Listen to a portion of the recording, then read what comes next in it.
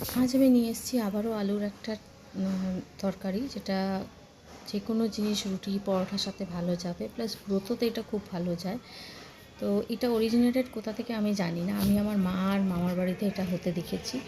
খুবই ইজি। প্রথমে কড়ার মধ্যে সাদা তেল নেব, তাতে একটু ঘি মিক্স করব। পুরোটা রান্নাটাও ঘিতে করা যায়, বাট আমি ঘি আর সাদা তেল মিক্স করে করি। এবার ওর মধ্যে আমি দেব হচ্ছে গোলমরিচ আর আদা বাটা। যেহেতু রান্নাটার নাম আলু মরিচ, তো মরিচেরই ওপর সব কিছু থাকবে। তো গোলমরিচ আর আদা বাটা দিয়ে তার সাথে কাঁচা লঙ্কা দেব। এবার আলু সেদ্ধ করে আগে থেকে আমার রাখা ছিল, সেই আলুটাও আমি তেলের মধ্যে দিয়ে দেবো। ব্যাস, আর কিছু এতে যাবে না। শুধু যদি নর্মাল দিন হয় তো তোমরা এমনি নুন ইউজ করতে পারো, আর যদি ব্রতর দিন খেতে চাও তাহলে তোমরা সন্দক লবণ ইউজ করতে পারো।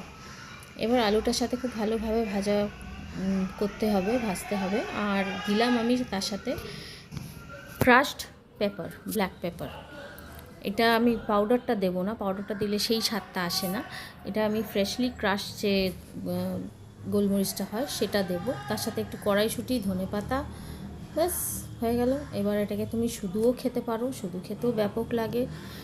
রুটি পরোটার সাথে তো খুবই ভালো যাবে। আর কিছু নয় তো ব্রতর দিন যারা মিষ্টি খেতে চাও না, নোনতা খেতে চাও, তারা এটা খেতে পারো। কেমন লাগলো জানিও।